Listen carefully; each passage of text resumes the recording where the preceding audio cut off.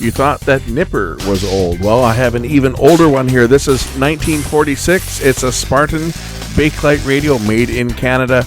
We're going to do a restoration on this one and get this one working as well. This is a Spartan radio. This is another Canadian Bakelite radio from, I'm going to guess, maybe late 40s. I don't know exactly when this one was made, but it's another old one that needs to be serviced. This one was made in London, Ontario. And we'll take a look at this one and see which chassis this one has. I think it's another AA5 chassis. But we'll find out when I get this one apart. The thing with these Bakelite radios is this plastic, this Bakelite plastic, it's very brittle. So you gotta be careful not to over tighten screws and not to subject it to any excessive force, because it will break, and it's not forgiving. It'll break very easily. So we'll take the knobs off, and then she'll be able to push the chassis out on this one. This is an even older radio, much older. Look at the tubes on this one here. Someone's got a little note that says 2017 works, and I'm going to say this is probably 1940s. There's a big warning sticker on the bottom here that says any person installing or operating this receiver without having obtained a license from the Minister of Transportation of Canada is liable to be prosecuted and sentenced to a penalty not exceeding $50 and costs or 3 months imprisonment. Believe it or not, yes, it used to be a crime to have a radio without having a license. You had to have a radio receiving license. And the date on here, if you want to look at this, 1935. So that gives you an idea how old this is. This is 1935, this radio. At least that's when the Radio Telegraph Act was enacted. So it's somewhere after there. But I'm going to say, just from the tubes on this one, maybe early 40s. It's an old one. It's an early Bakelite radio. Gotta like these old radios. This one here has also a dynamic speaker. So I'm going to guess it's probably, early 40s. Because radios made in the 20s and 30s, they used a coil, an electromagnetic speaker. So it actually had a coil wrapped around here that they passed the high voltage from the B plus rectifier through. Like the prior one, this needs to have capacitors inspected and replaced on it before it gets powered up, because one surefire way to destroy the tubes and other critical components such as coils and transformers would be to apply power to it and have capacitors that are in a leaking electrically, not leaking electrolytic, because these are paper and wax capacitors, but they are they will go electrically leaky, and once they go electrically leaky, it will cause an overbias of one of the tube stages or the next tube stage, and cause failure of the tube, other components like coils and transformers and stuff. The audio output and transformer is, of course, the one that's most critical. Now, somebody's already changed a couple of electrolytic capacitors in here, but they have not changed the wax capacitors, and these are the ones that are really bad. Even these ones here, and these ones also are known to give problems, but nothing to the degree that that these ones do. Somebody's just put a couple of capacitors in here, and they wired them up and just put some blue tape around them, and a couple of electrolytics. 47 microfarad, probably like 250 volts. Yeah, 250 volts is what somebody's replaced. Yeah, they did a real good job with that, didn't they? Just leaving the open wires like that out in the open, ready to short out. But hey, that's what's out there, right? People do that stuff. Someone's also changed, looks like they've changed the power cord on this one. We're going to change the paper capacitors. I don't have any of these ones on hand. These ones don't give us nearly the amount of trouble, although they do fail. But these wax ones are the ones that are really need to be changed before anything else is changed on it. There's Looks like there's 3 of them, 4 of them. There's one down here as well. This one might be even disconnected. Is it connected or is it disconnected? Oh yeah, it's still connected. So we got this one down here that's leaking. And so there's 1, 2, 3, 4 of them I'm going to change on this if I've got them. Hopefully I've got all these ones. And we can try this radio out and see if this one works as well. So the first one I'll change out is this 0.47, or it's 0.5, but we're going to put a 0.47 in place of it. Just clip it out of the circuit here.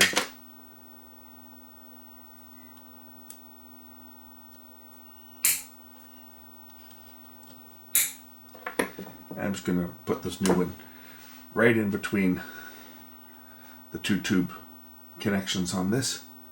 Try not to disturb anything else. So I'm just going to put it right down here.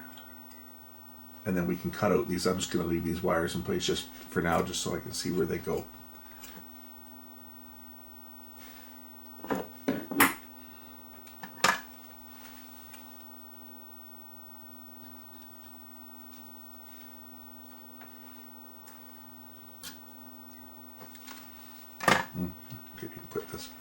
I can even put this spaghetti on here. Put them in the same way that the original ones were.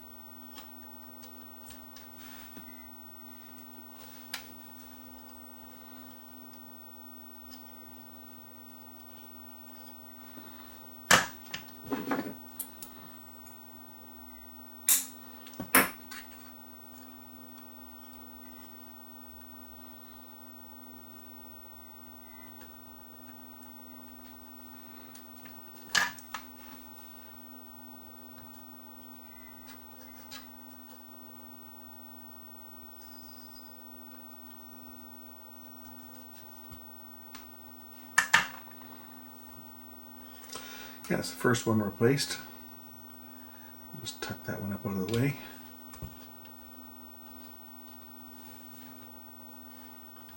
Second one we'll change is this little bypass capacitor here. This one is a 0.1. Let me find a 0.1.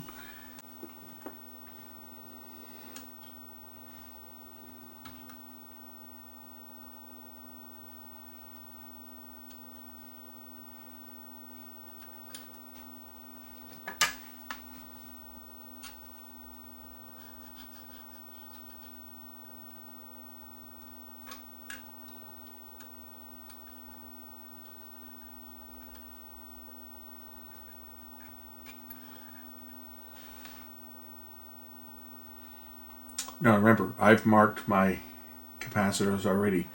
I've marked the outside foil side already on them. This one's going to go down and connect down here. I'll just put it through this.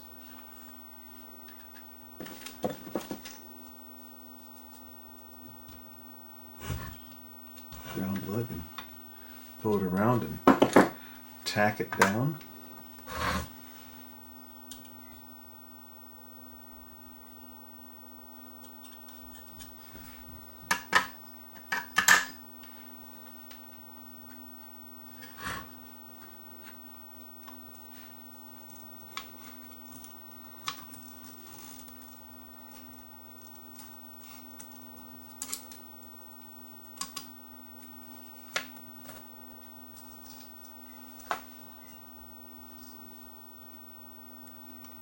There's another one right here. And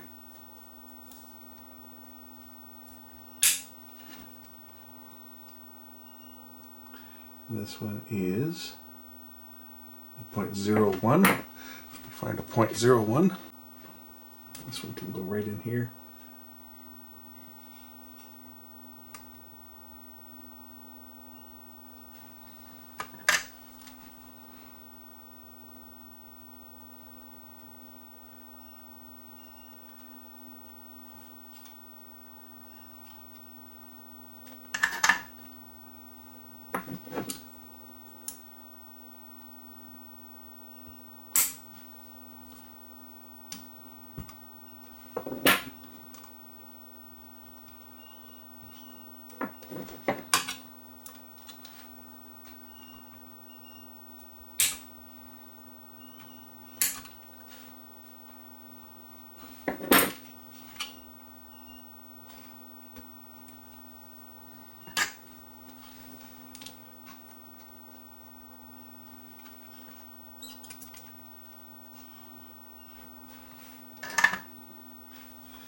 Okay, and then there's this other one over here. In behind this resistor. This cap looks like it's all blowing up. Just cut it off and take it out of here and see what it is that we've got. Actually, it looks like somebody's maybe replaced this before. Looks like it's almost soldered on over here. Maybe not. Just the wire to it. This one's where's it connected to? It's connected right to the AC cord. It looks like.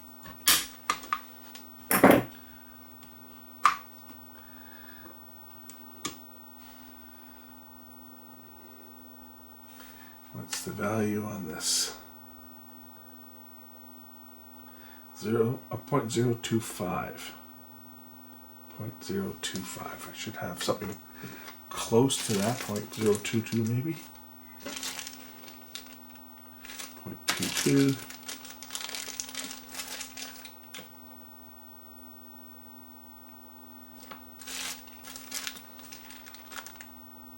At 0.033, that's probably going to be close enough.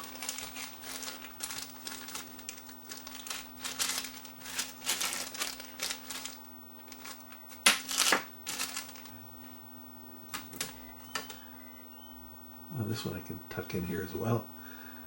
It went between these two pins here on the tube. So this one I can tuck right down in like that. Get it out of the way, which is good. Let's put some lead on the pins here.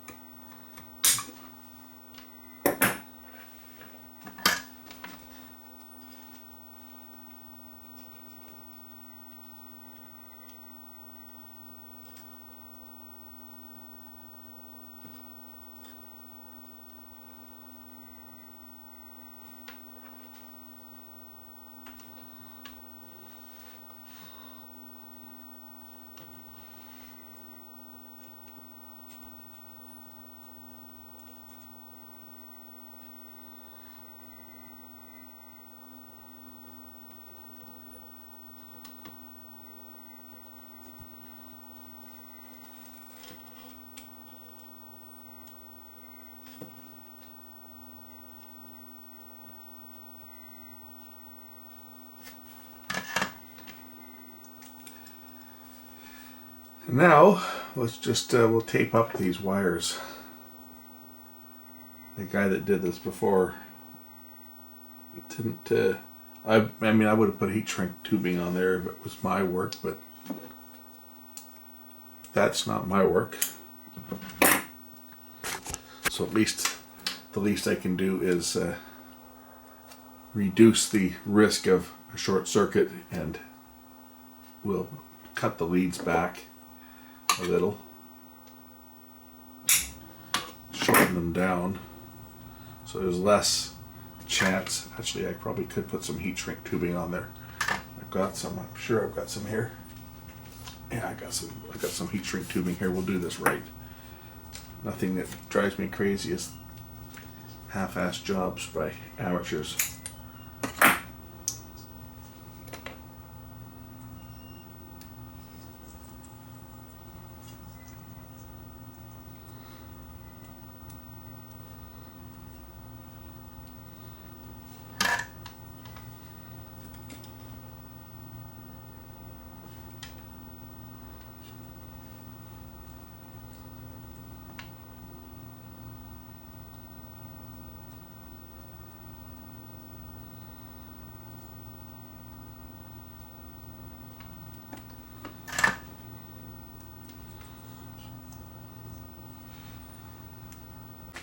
Do the same for the other wire on this side.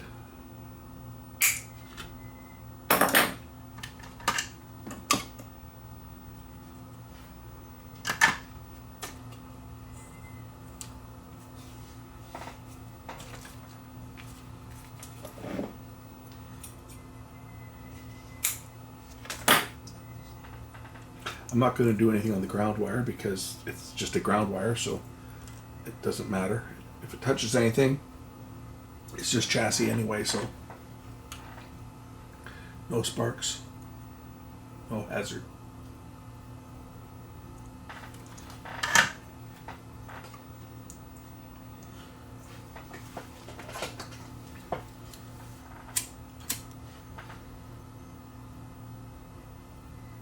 Yeah, and I could get out my heat gun, but you know what? The good old Bic is just as fast, not faster, and a lot quieter. Okay, tuck these wires down in here, get the capacitors out of the way, and now we can try this radio out and see whether it makes any noise.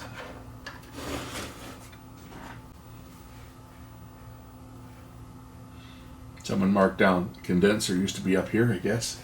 Anyway, power. See whether this thing is going to warm up.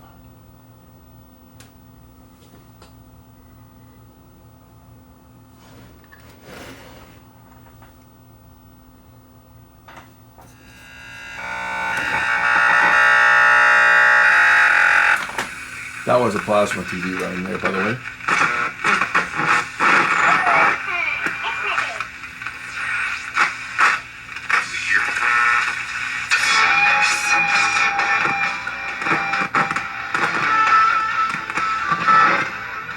Control could need a cleaning. We'll just spray some cleaner in that control.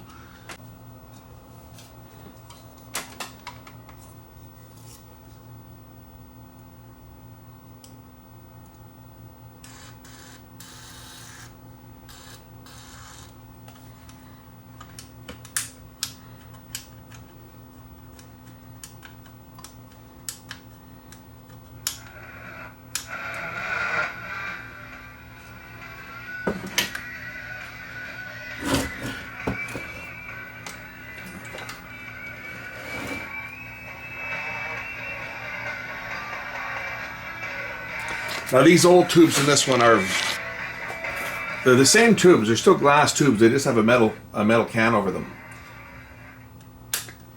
This radio uses 12SA7 is one. These are octal tubes, not miniature tubes. So 12SA7, and that's the front end.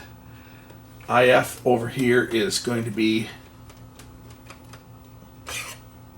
a 12SK7, and the demodulator, and this is a Rogers tube.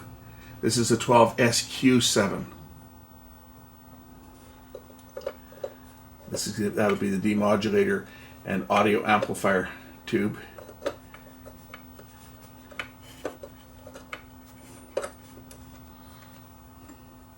This is a General Electric 12SK7. And these are keyed, so they only drop in one way. And then, of course, the front end, 12SA7. This is the oscillator mixer tube on this. And this was also it's called an All-American 5, AA5 chassis, but this is the first generation of the AA5 chassis, so there's no transformer on this. This tube over here will be the amplifier tube. It's a Marconi. And this one is, this is the power amp tube, but what is the number on this one? 35L6, made in Canada. That's the amplifier tube, 35L6. And the diode tube on this one will be a 50 volter. Is it not? No, this one's a 35Z5. So we've got two 35 volt tubes in series. That makes 70 volts. And then the three 12 volt tubes also in series. If you add up the two 35 volt tubes, 70 volts, plus three 12 volt tubes in series, it's 36 volts. That's 105 volts. So on this one, there's going to be a resistor, which there is, to take up the extra loading on the filaments. Otherwise, the filaments would burn out because it adds up to 105 volts. The other AA5 uses the three 12 volt tubes, which is 36 volts, a 35 volt rectifier filament, and then the 50 volt on the 50C5. So it does not require a series resistor to take up the excess current. or the excess voltage. This one here has got this resistor here. This is going to be wired in series. I'm sure it's this one, this big wire wound resistor here, which is what is it, about 40 ohms, and that's taking the place of the extra voltage, the 120 volts, dropping it down, because our filament voltage on this is just 105 volts. I'm going to put the bottom on this thing now, and then we're going to button it up and take a listen to it, because this unit's working. As I say, I could change these other capacitors. These ones here do fail. They don't fail as often as these. Like these ones here, for sure, these paper caps, they're shot. Just because they get hot, they get the wax gets soft on them, they leak out. These are all bad. Whenever you see these ones, they have to go. These ones can be replaced, right? You can change these ones out. They do go electrically leaky as well. They're a mica-based cap, but they're not anywhere near as bad as these ones. So someone doing a complete total restore on one of these radios might want to change those out too. But they're not as critical as the ones that I've changed. The ones that I've changed are an absolute minimum. You've got to change them, or you'll run the risk of cooking your tubes. Now these radios are collected by collectors. They're not put in service. You know, they're not run every day. I've got several myself. I turned them on for my buddy today just to show him that, yeah, my radios are all working. My old radios are working. But they're not something that I sit and listen to every day, because, again, anybody who's serious about collecting these old radios from the 1930s, 1940s, 1950s, etc., tube radios, they want them to last as long as possible, and that means not using them that often. You turn them on to show them off for like a special occasion, but you don't run them as a daily driver, because the vacuum tubes themselves are going to get weak, and once they do, finding replacements is extremely difficult, if you can even find them. Some of these tubes, like these metal covered tubes, to say they're glass tube under them, but they're still they've got a metal cover over them to shield them, and these are what's called externally shielded tubes. Now, what they developed after these ones was they developed internally shielded tubes, where they actually put a grid around them that was around the plate to protect the tube, or to shield the tube from external influence of signals. The first generation, they actually put a metal shroud that was grounded to the chassis, was placed over the tube. And then they went to this type of design where they put a metal cap or metal can over top of the glass. And then they came out with the internally shielded tubes that actually had a screen, a shield screen inside the tube itself. And they went to the miniature tube design. Time to put this thing back into its cabinet, and then we will give it a final test. Test it out and see how it works.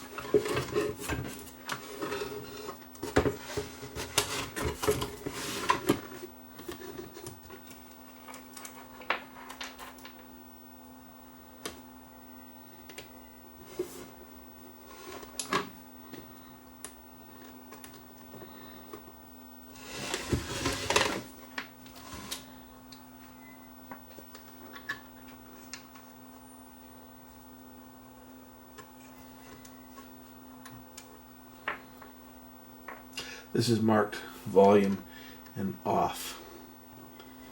And this will be marked, is it marked tuning? No, it's not, but we know what it is. It's a tuning dial. Okay, power it up, plug it back in.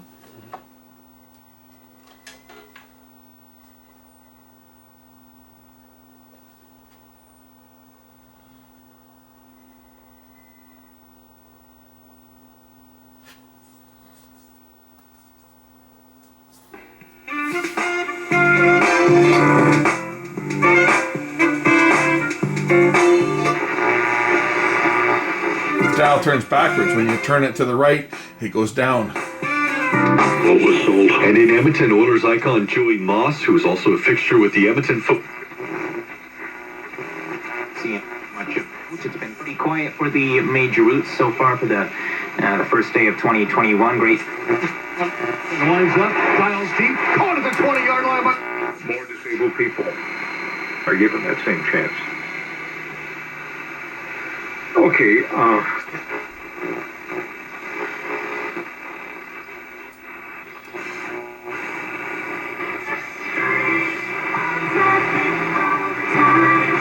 wishing you and your family all.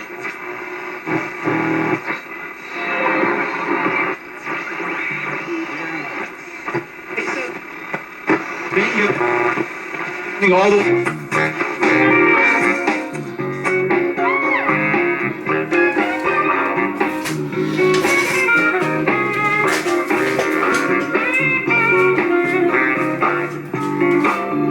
There you go. That's another classic old radio restored today on January the 1st, 2021.